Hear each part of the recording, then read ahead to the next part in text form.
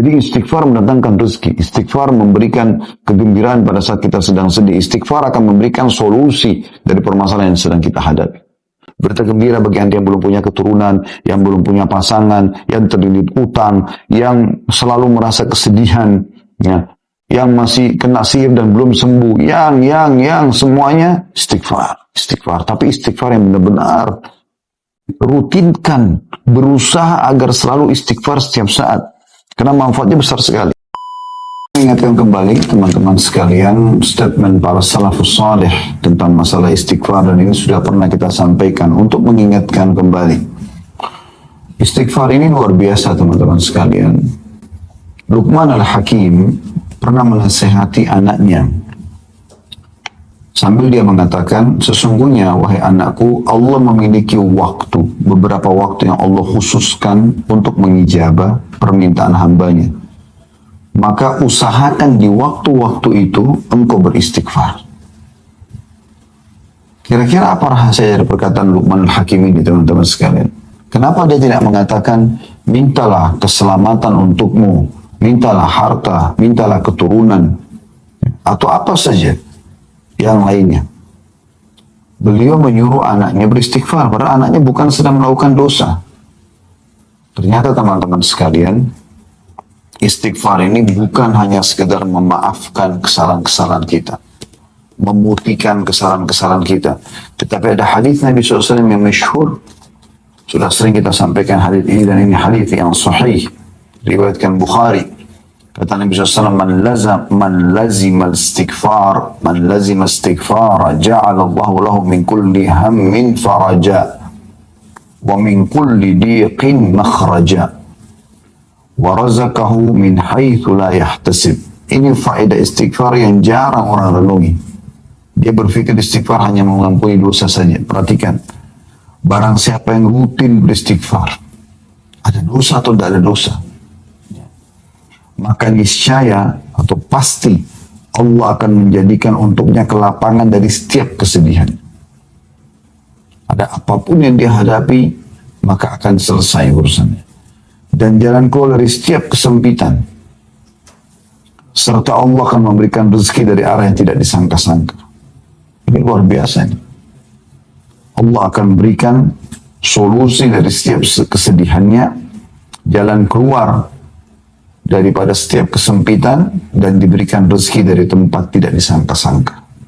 Oleh karena itu teman-teman sekalian, judul kita sangat tepat sekali, yaitu masalah berusahalah beristighfar. Jadi tidak harus istighfar itu pada saat punya dosa, ya. Dan kita sedang membahas sub daripada judul kita ini, berusaha untuk istighfar, tentang situasi dan kondisi untuk istighfar. Dan kita sudah menjelaskan di poin pertamanya, memang ketika melakukan dosa. Tapi kan ada poin-poin lain, walaupun tidak sedang melakukan dosa, dianjurkan selalu melazimkan atau merutinkan istighfar. Yang terakhir teman-teman sekalian yang kita bahas adalah beberapa dalil yang mulia. Kalau teman-teman yang pegang bukunya di halaman 75, ada Rasulullah SAW bersabda kepada Ummul Mukminin Aisyah radhiyallahu anha. Ini pengulangan ya, mereview apa yang terakhir kita pelajari. Ya Aisyatu, in kunti almamti bi dhanbin fastaghfirillah, fa inna taubata minadz dhanbi nadamu wal istighfar. Wahai Aisyah, jika kamu telah melakukan dosa, maka mohon ampunlah kepada Allah, sebab sesungguhnya taubat dari dosa adalah penyesalan dan beristighfar. Hadis ini riwayat Ahmad. Pernah juga satu kali Aisyah berkata radhiyallahu anha, tentu tidak disebutkan dalam buku kita, ini tambahan saja. Dia mengatakan, pada saat saya melihat Rasulullah SAW lagi sangat nyaman, maka saya mengatakan, ya Rasulullah, berdoalah untukku. Maka kata Nabi SAW, ya Allah, ampunilah seluruh dosa Aisyah yang pernah dilakukan, yang lalu dan yang akan datang. Apapun yang dia sembunyikan, apapun yang dia terang-terangkan.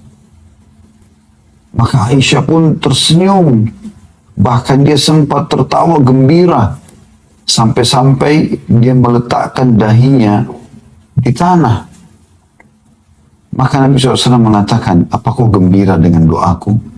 Kata Aisyah, tentu ya Rasulullah. Artinya doa Nabi diijabah.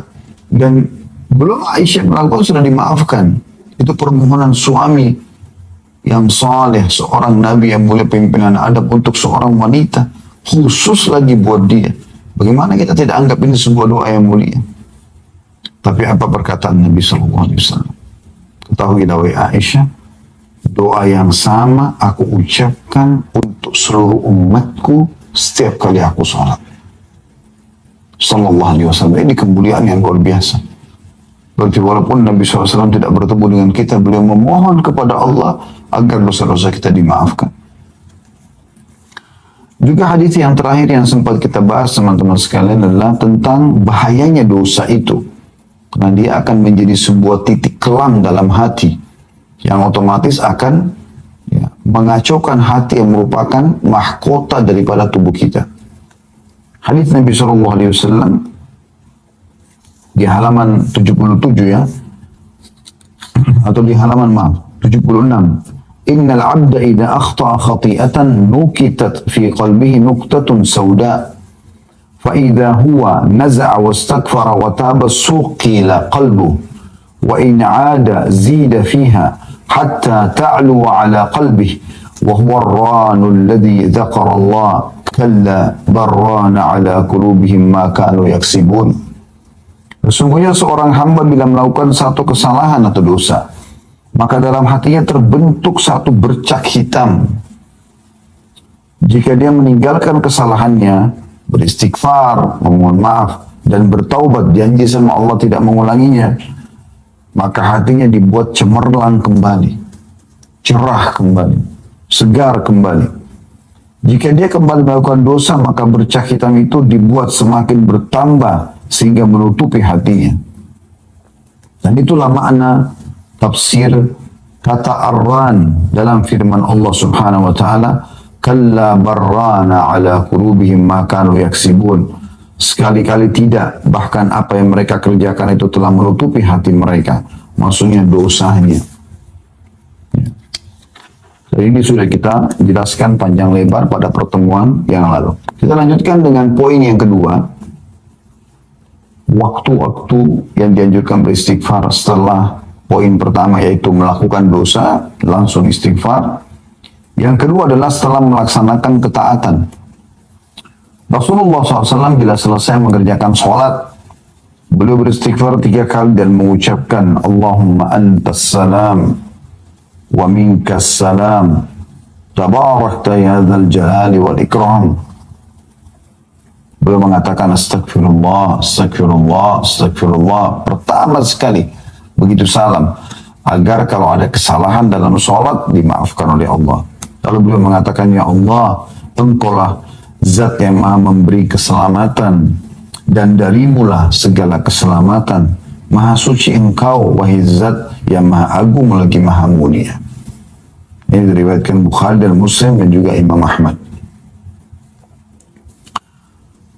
Seusai menunaikan haji, Allah Subhanahu wa taala juga memerintahkan pada ibadah haji ibadah yang mulia, tapi tetap diikuti dengan istighfar orang itu melakukan dosa atau tidak.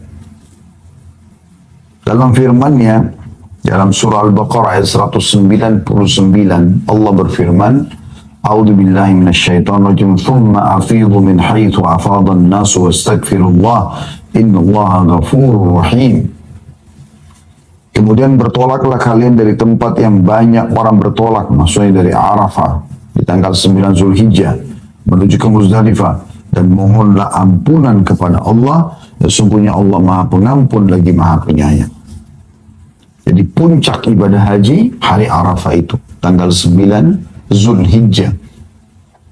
Dan justru pada saat itu Allah Subhanahu wa taala menyuruh istighfar.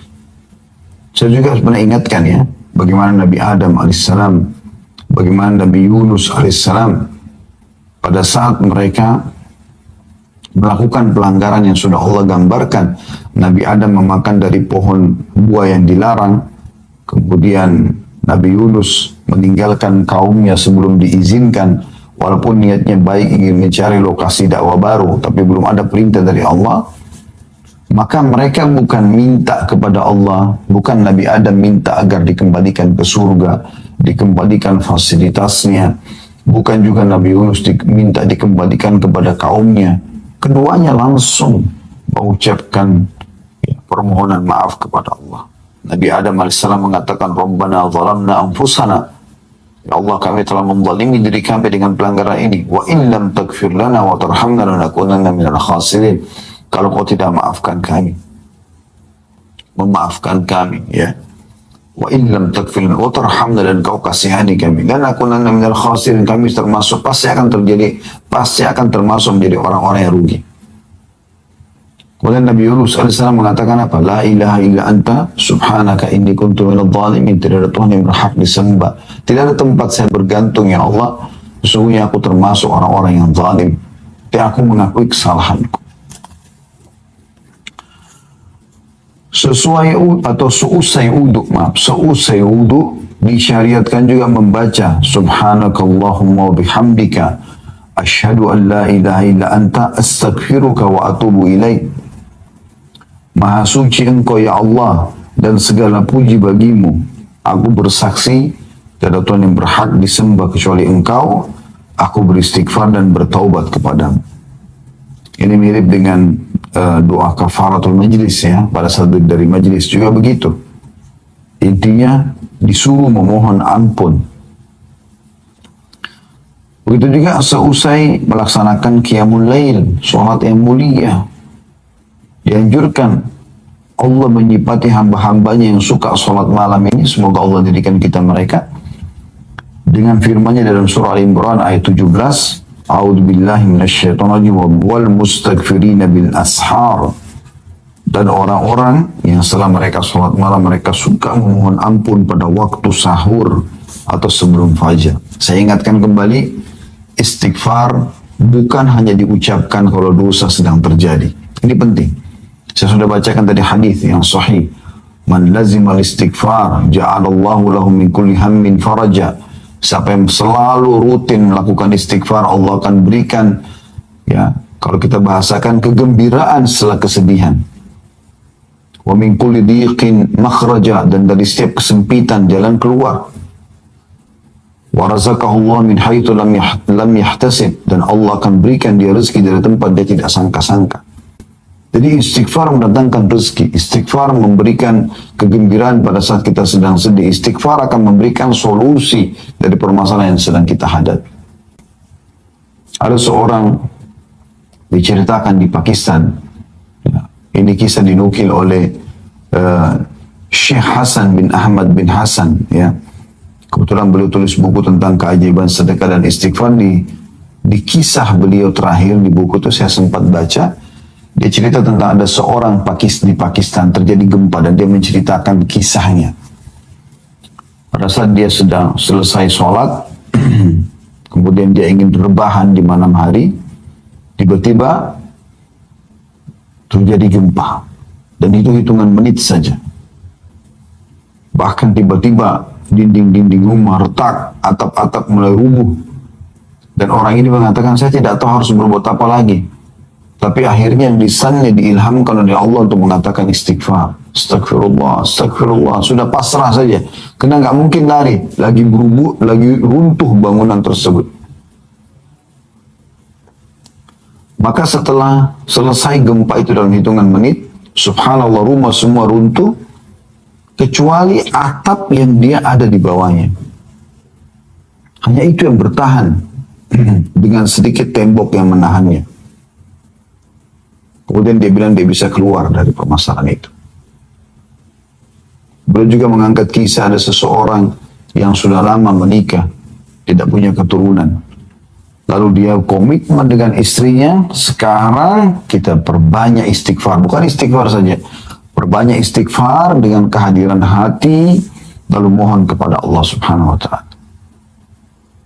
Setelah mereka komitmen, dan keajaiban terjadi setelah 10 tahun atau sekian tahun menikah tidak punya anak, hamil punya anak.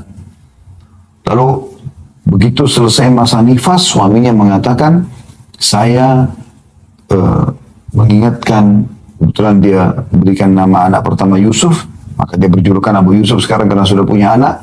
Istrinya Abu Yusuf dia mengatakan, saya ingat kalau Abu Yusuf kita sudah lama nggak punya anak. Bagaimana kalau kita praktekkan lagi istighfar ini dengan kehadiran hati, dengan serius perbanyak, supaya kita diberikan anak yang kedua. Dan betul setelah masa nifas itu hanya beberapa hari, terhitung sudah hamil lagi. Terus saja begitu sampai mereka punya beberapa orang anak. Sampai waktu sudah punya anak sekian banyak, sempat Abu Yusuf mengatakan, kita berhentikan dulu amalan ini. Bukan berhentikan istighfarnya, maksudnya istighfar khusus untuk minta keturunan. Biarkan anak-anak kita besar dulu. Setelah mereka besar sedikit, kemudian dia pun ya, memohon lagi kepada Allah dan hamil lagi istri. Selama itu bukan bentrok dengan sunnatullah, peraturan yang Allah buat teman-teman sekalian, seperti misalnya Anda istighfar minta supaya malam hilang, itu nggak mungkin terjadi karena itu sunnatullah, peraturan Allah yang tidak mungkin berubah. Atau Anda memohon istighfar kepada Allah agar jenis kelamin laki-laki kalau Anda perempuan hilang, nggak mungkin, sudah sunnatullah, nggak mungkin. Atau hilang, tidak ada kematian, nggak mungkin, gitu kan? Selama bukan bentrok sama sunnatullah, maka tidak ada yang mustahil bagi sang pencipta Allah.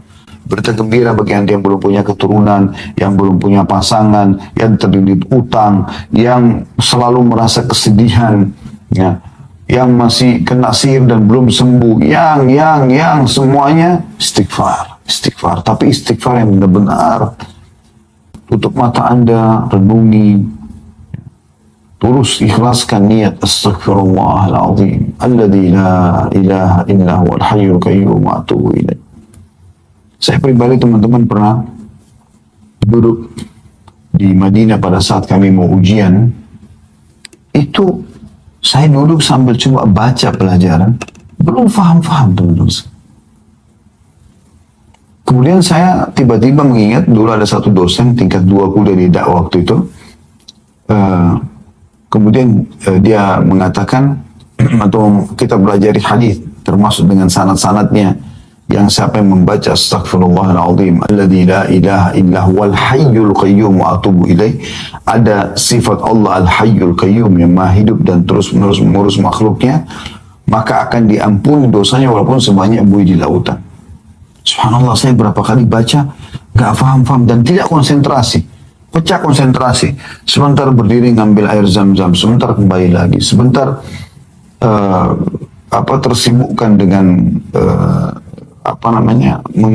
mengkonsumsi ada cemilan yang saya bawa. Sebentar saya sempat menghayal sejenak, ini kok nggak fokus ya. Maka saya coba baca istighfar ini teman-teman. Sekali saya baca, dengan saya ingat renungi, belum terasa apa-apa.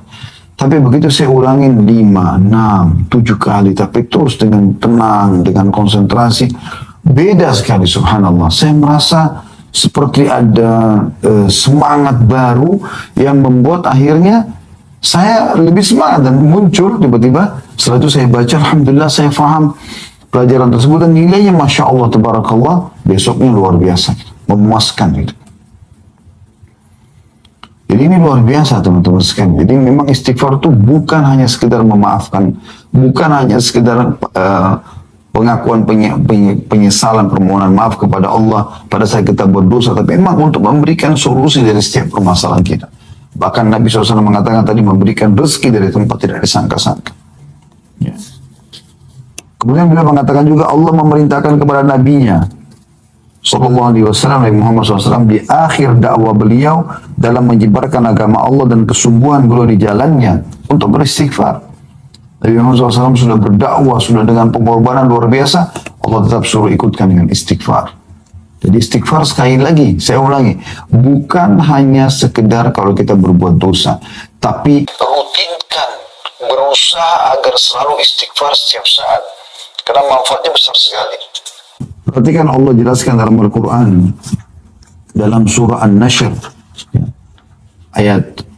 surah An-Nasr, ya, kemenangan. Ayat 1 sampai ayat 3. A'udzubillahi minasyaitonirrajim.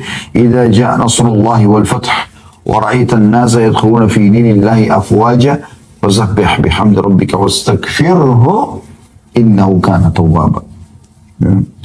Yang artinya apabila telah datang pertolongan Allah dan kemenangan, apabila telah datang pertolongan Allah dan kemenangan, dan engkau melihat Muhammad manusia berbondong-bondong masuk agama Allah, maka bertasbihlah kepada Tuhanmu dengan memuji Tuhanmu dan memohon ampunlah, istighfarlah.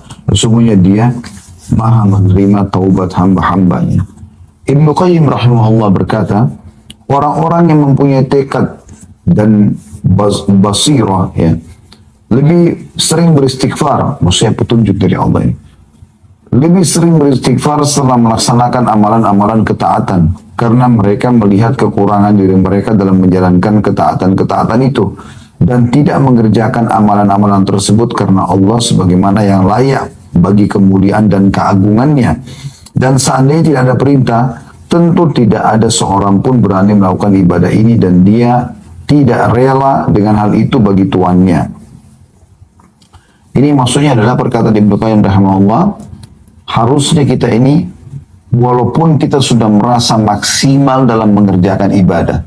Contoh misalnya kita sholat wajib, kita sudah berusaha untuk khusyuk, menjaga gerakan, menjaga bacaan, tapi setelah salam yang pertama diucapkan istighfar. Tadi sudah kita sebutkan itu. Itu ajaran Nabi SAW.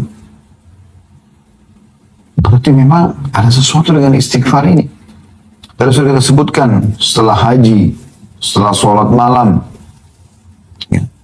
semua disuruh istighfar. Bahkan Nabi SAW tadi dalam surah An-Nashr yang kita baca, surah An-Nasr, maaf. Kadang-kadang lisan kita salah dalam mengucapkan, bukan disengaja . Kalau Nashr itu bisa menyebarkan, An-Nasr itu kemenangan. Kayak ini An-Nasr pakai shad. Maka dalam surah An-Nasr Allah subhanahu wa ta'ala menekankan masalah itu. Pada saat Nabi SAW berhasil menaklukkan kota Mekah, kemudian beliau setelah itu melaksanakan peperangan lanjutan, yaitu perang Hunain, dan mengalahkan suku Hawazim, suku yang besar setelah Quraisy. Maka dua suku besar di Jazirah Arab sudah takluk, bahkan panglima perangnya masuk Islam pada saat itu. Kemudian beliau menuju ke Tabuk, menyerang wilayah Romawi. Setelah beliau pulang, bisa dikatakan hampir seluruh Jazirah Arab takluk kepada Nabi SAW.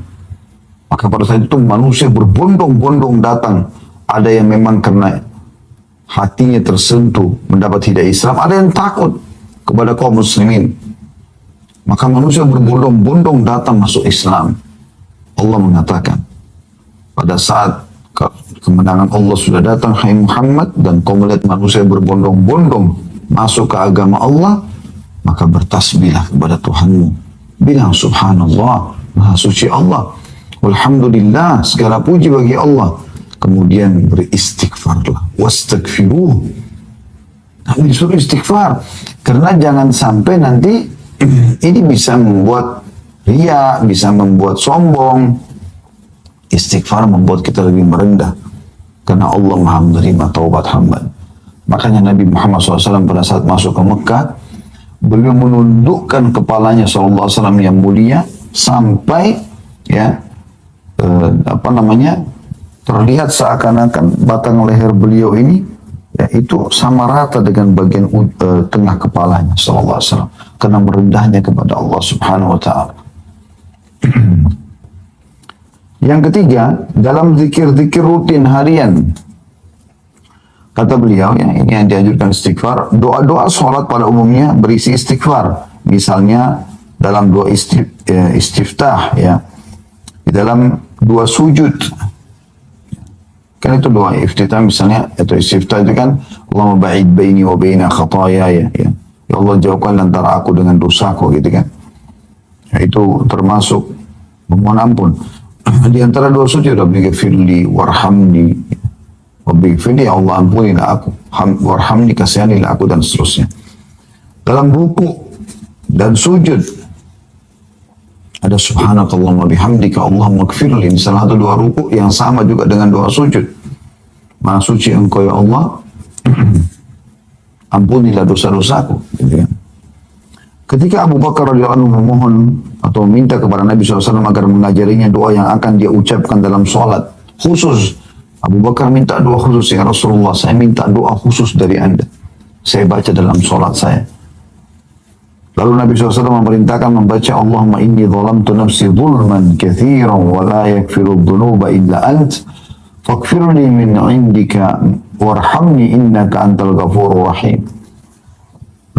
Ya Allah, sungguhnya aku telah banyak berbuat kezaliman, dosa maksudnya, kepada diriku, dan tidak ada yang mengampuni dosa-dosa selain engkau. Maka ampunilah aku dengan ampunan dari sisimu dan rahmatilah aku, sesungguhnya engkau maha pengampun lagi maha penyayang. Hadis riwayat Bukhari, Muslim dan juga Ahmad. Artinya hadis ini hadis sahih. Para Abu Bakar waktu itu bukan sedang melakukan dosa. Beliau datang kepada Nabi SAW minta diajarkan doa khusus, dan doanya mengatakan Allahumma inni zalamtu nafsi zulman katsira. Ya Allah, aku telah menzalimi diriku dengan kezaliman yang banyak. Karena Abu Bakar bukan radhiyallahu anhu melakukan dosa pada saat itu. Ya. Demikianlah kata beliau, Anda mengetahui bahwa tidak ada tempat pun yang di dalamnya disyariatkan berdoa dalam sholat, melainkan di dalamnya disyariatkan beristighfar. Dalam zikir-zikir pagi dan petang disyariatkan supaya berdoa dengan sayyidul istighfar, tuannya istighfar. Yang Anda sudah tahu tentu, Allahumma anta rabbi, sudah pernah kita bahas itu ya. Ya Allah, engkau adalah penciptaku. Allahumma anta rabbi la ilaha illa anta khalaqtani. Tidak ada Tuhan yang berhak disembah kecuali engkau telah menciptakan aku. Wa ana abduka, aku adalah hambamu. Wa ana ala ahdika, dan aku selalu sesuai dengan perjanjian denganmu. Wa wa'adika, dan janji-janjimu. Mastata'tu, semampuku. A'udhu bika min syarri ma sana'tu. Aku berlindung kepadamu dari semua keburukan yang aku lakukan. Abu'u laka bi ni'matika alayya. Aku mengakui semua nikmatmu padaku. Wa abu'u bi dzambi, dan aku akui semua dosa-dosaku. Faghfirli, maafkanlah aku. Fa'innahu la yaghfiru dzunuba illa anta, karena tidak ada yang bisa mengampuni dosa kecuali engkau. Apa kata Nabi SAW? Anda kalau pegang bukunya di situ, hadis riwayat Bukhari dan juga Ahmad, man qalaha minan nahari muqinan biha famata min yaumi qabla an yumsiya fahuwa min ahli jannah. Siapa yang membaca tadi itu, saya istighfar, tuannya istighfar yang baru saya sebutkan tadi, pada waktu siang atau pagi hari dengan meyakininya, betul-betul tulus baca, mohon ampun dari Allah, lalu dia mati pada hari tersebut sebelum sore, maka dia termasuk penghuni surga. Lalu lanjutan hadisnya, wa man qala minal laili wa huwa muqinun biha famata qabla an yusbiha fa huwa min ahli jannah. Dan siapa yang mengucapkan ini di sore hari, di malam hari, atau di petang atau di malam hari ya, dan dengan penuh keyakinan, maka dia mati sebelum pagi hari, dia termasuk ahli surga. Yang keempat, anjuran beliau mengatakan senantiasa beristighfar setiap saat. Inilah wirid rutin Nabi SAW, padahal beliau telah diampuni dosanya yang telah lalu dan akan datang. Dari Al-Aghar Al-Muzani radhiyallahu anhu, dia mengatakan bahwasanya Rasulullah SAW bersabda, innahu la yughanu ala qalbi wa inni la astaghfirullah fil yawmi mi'ata marrah. Sesungguhnya terkadang hatiku tertutupi oleh sesuatu, dan sungguhnya aku beristighfar kepada Allah dalam sehari 100 kali. Hadis ini riwayat Muslim. Jadi kalau Nabi SAW istighfar 100 kali, Anda bagaimana? Kita bagaimana, saya dan Anda? Harus kita ikuti Nabi SAW. Padahal beliau sudah diampuni dosanya yang lalu dan yang akan datang. Juga dalam riwayat Abu Hurairah radhiyallahu anhu, dia menuturkan, aku mendengarkan Rasulullah SAW bersabda, wallahi inni la astaghfirullah wa atubu fil yawmi aktsara min 70 marrah. Beliau bersumpah atas nama Allah mengatakan, demi Allah, untuk memastikan agar umatnya tidak usah ragu dengan ini. Sesungguhnya aku beristighfar dan bertobat kepada Allah dalam sehari lebih dari 70 kali. Hadis ini riwayat Bukhari. Jadi lebih dari 70 kali nyambung dengan hadis yang sebelumnya tadi. Beliau mengatakan 100 kali. Lebih dari 70 kan bisa 100. Dan disentuhkan sudah di hadits yang pertama tadi kalau 100 kali beliau membacanya.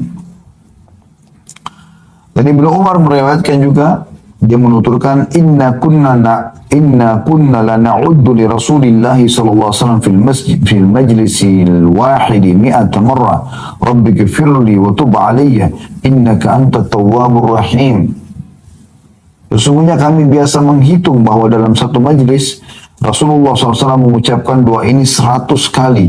Wahai Tuhanku, ampunilah aku dan terimalah taubatku. Sesungguhnya Engkau Maha Penerima taubat lagi Maha Penyayang. Hadis riwayat Abu Dawud, Tirmidzi, dan dikatakan hadisnya hasan sahih. Rabbi ghfirli wa tub alayya innaka antat tawwabur rahim.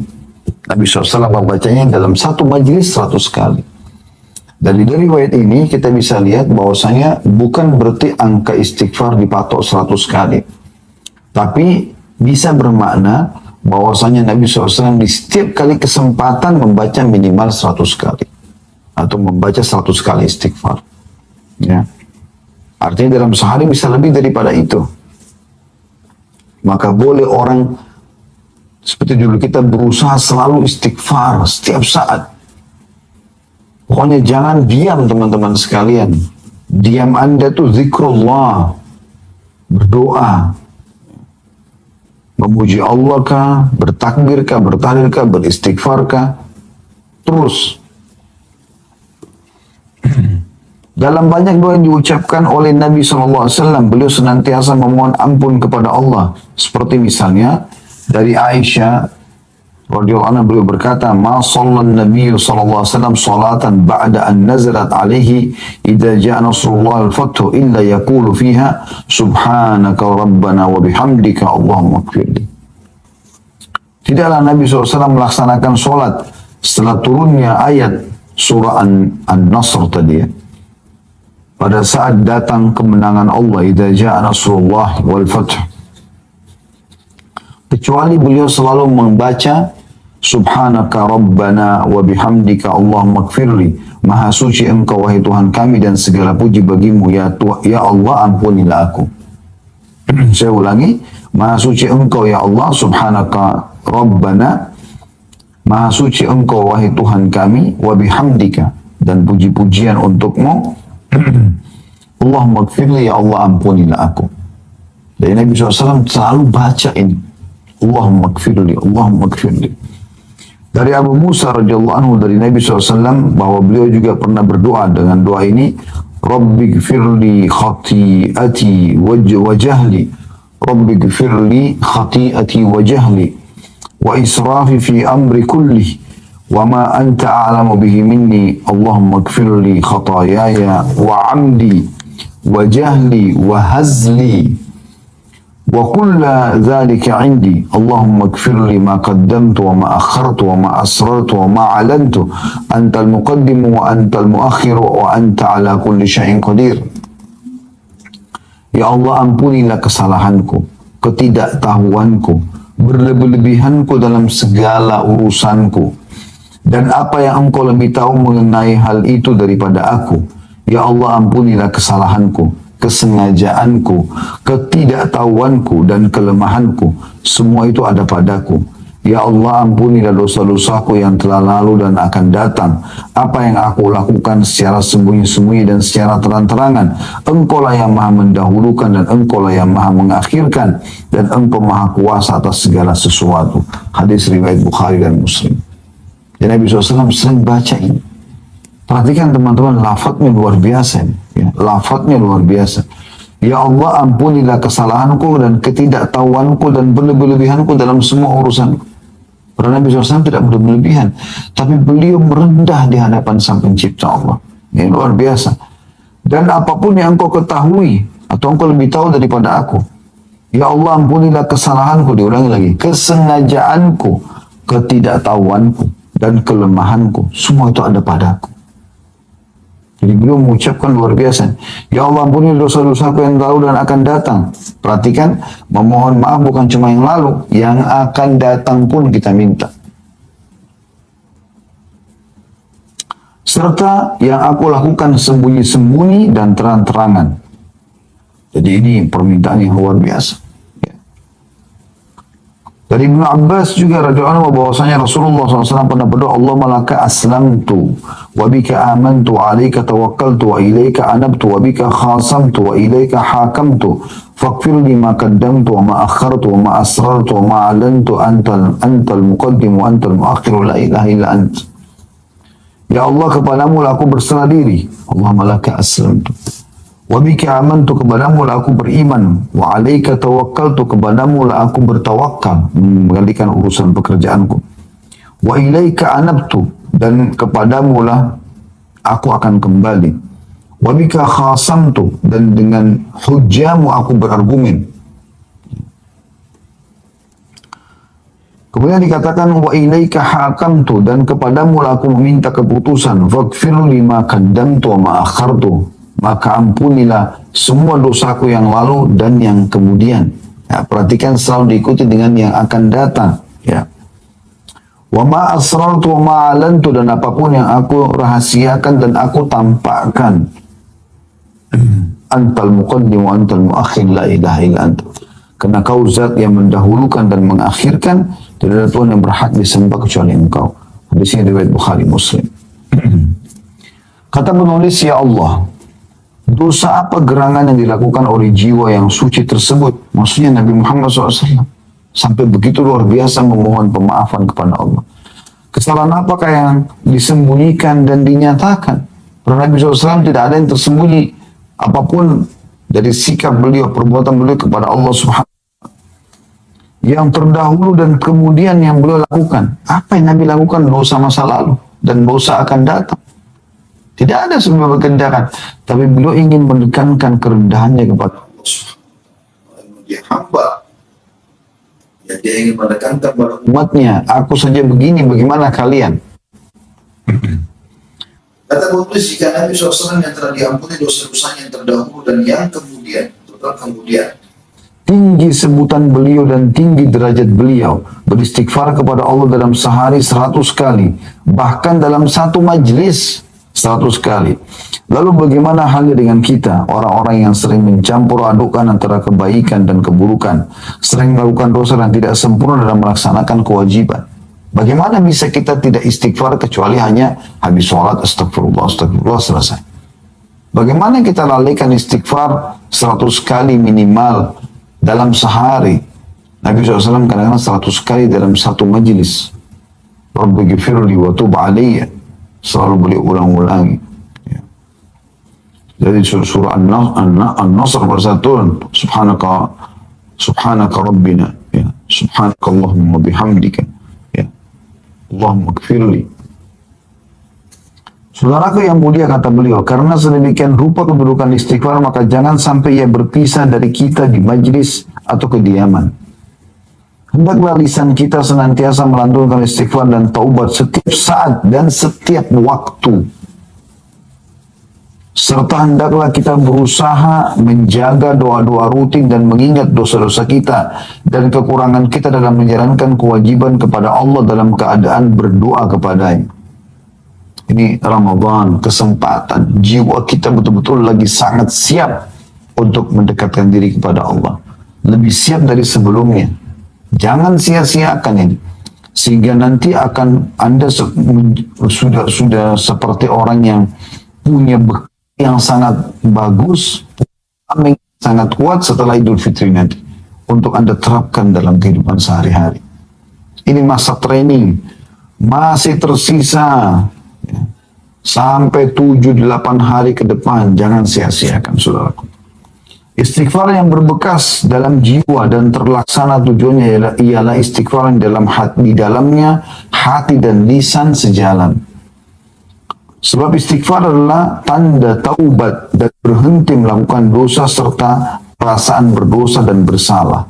Maka sepatutnya kita, wahai saudaraku yang mulia, agar hati kita mengucapkan istighfar dan penyesalan sebelum lisan kita. Jadi jangan cuma astagfirullah tapi munafik, hatinya enggak begitu. Enggak. Kalau perlu, kata beliau, hati lebih dulu beristighfar, menyesali perbuatan sehingga lisan mengucapkan dengan tulus, aku memohon maaf kepadamu ya Allah, astagfirullah wa atubu ilaik. Nikmatnya orang yang istighfar dan taubat itu luar biasa teman-teman. Tidak bisa dibeli dengan seluruh harta dunia. Anda pernah rasakan pada saat Anda buat dosa lalu Anda dulu di atas sejadah Anda menangis terisak-isak karena kesalahan tersebut? Saya yakin orang beriman akan pernah melalui itu. Bagaimana nikmatnya tangisan itu teman-teman. Demi Allah nggak bisa dibayar dengan seluruh harta dunia. Mahal, nikmat, tentram. Rasanya kita pada saat itu pun kalau mati siap bertemu dengan Sang Pencipta Allah. Kenapa kita nggak lakukan ini setiap saat?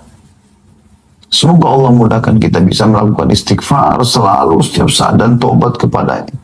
Sehingga selalu saja kita mendapatkan di buku amal kita, selalu ada istighfar. Ingat para salaf saleh mengatakan tidak ada sesuatu yang lebih dicintai oleh seseorang nanti yang menemani di kuburan dibandingkan istighfarnya. Sebagian mereka mengatakan kalau sungguh bahagia orang yang di buku amalnya setiap 2 baris ditemukan istighfar.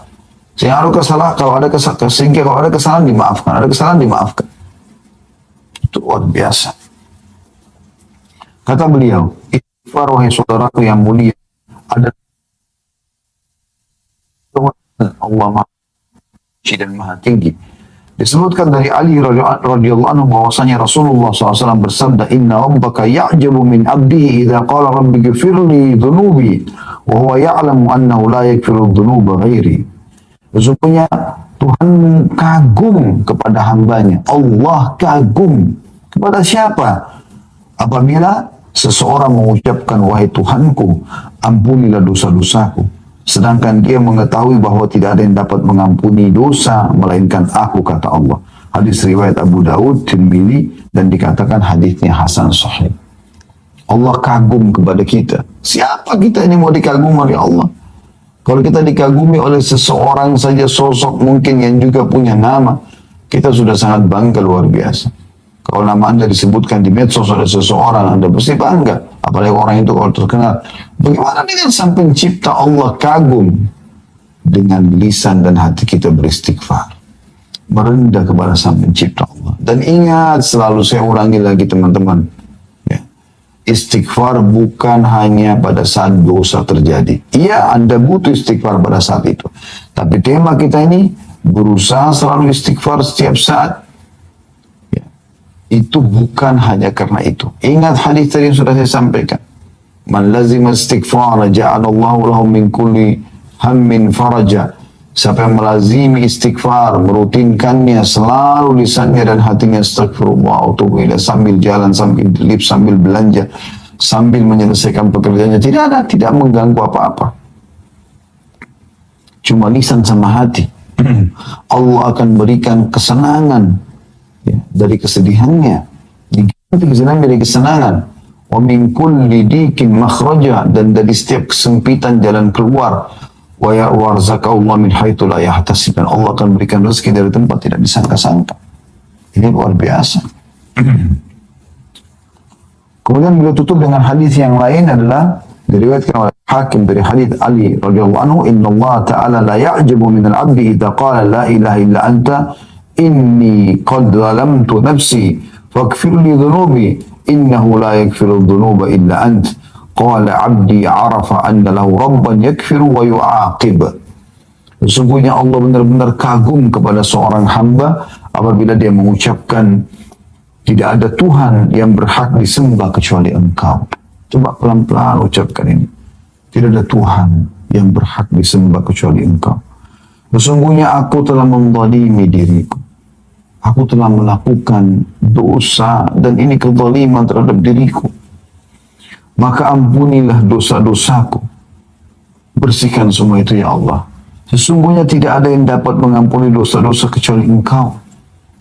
Maka Allah berfirman, hambaku mengakui bahwa dia mempunyai Tuhan yang akan dapat mengampuni dan menghukumnya.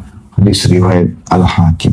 Dalam riwayat lain yang sudah kita bacakan ya hadisnya, Anda masih ingat sebagai penutup adalah ada sempat di halaman 77 ya dari Abu Hurairah radhiyallahu anhu. Saya ingin teman-teman kita tutup dengan hadis ini. Diriwayatkan dari dalam Sahihain riwayat Bukhari Muslim bahwasanya Nabi SAW bersabda, inna abdan asaba dzamban faqal rabbi adnabtu faghfirli faqala rabbuhu alima abdi anna lahu rabban yakfiru dzamba wa ya'khudhu bihi ghafartu li abdi. Sesungguhnya seorang hamba melakukan dosa, maka dia berkata, wahai Tuhanku, aku telah melakukan satu dosa, ampunilah aku. Maka Tuhannya berfirman, Allah langsung merespon pada saat itu, hambaku tahu bahwa dia mempunyai Tuhan yang mengampuni dosa dan menghukum karenanya. Aku telah mengampuni hambaku ini. Dia tulus, dia ikhlas mau kembali kepada Allah. Thumma makatha ma sya'allahu thumma asaba dzamban. Kemudian orang itu pun tinggal selama yang Allah kehendaki, maksudnya melalui umurnya. Kemudian dia beberapa waktu setelah itu melakukan dosa lagi. Faqala, thumma makatha, kemudian dia tinggal, Masya Allah, sesuai yang Allah tentukan waktu untuk dia. Thumma asaba dzamban, kemudian dia berbuat dosa lagi. Faqala alima abdi anna lahu rabban yakfiru dzamba wa ya'khudhu bihi ghafartu li abdi. Kemudian dia ulangi lagi kalimatnya tadi, dia memohon ampun kepada Tuhan, lalu Allah mengatakan, hambaku mengetahui bahwasanya dia punya Tuhan yang mengampuni dosa dan memaafkan, maka aku telah ampuni hambaku ini. Kemudian dia terjerumus lagi dalam dosa. Tsumma asaba dzamban faqala rabbi adnabtu akhar faghfirli. Ya Allah, aku buat dosa lagi, nyesal lagi, ampunilah aku. Qala alima abdi anna lahu rabban yakfiru dzam wa ya'khudhu bihi. Hamba ini tahu kalau dia punya Tuhan yang bisa memaafkan dan akan membebaskannya. Qad ghafartu li abdi faly'amal ma syaa. Maka aku telah ampuni hambaku, maka dia boleh berbuat sekarang. Maksudnya silakan dia sekarang lakukan ketaatan, ya, karena memang aku sudah maafkan kesalahannya itu. Jadi subhanallah, dalam hadis yang lain juga, mohon maaf tadi saya katakan penutupan, tapi saya terlintas hadis ini juga mulia. Ya, kata Nabi SAW, beristighfar kepada Tuhan kalian, karena Tuhan kalian tidak akan pernah bosan sampai kalian bosan. Jangan pernah merasa dosa itu tidak dimaafkan. Selama Anda masih hidup, beristighfar, bertobat, kesempatan emas. Allahu Akbar.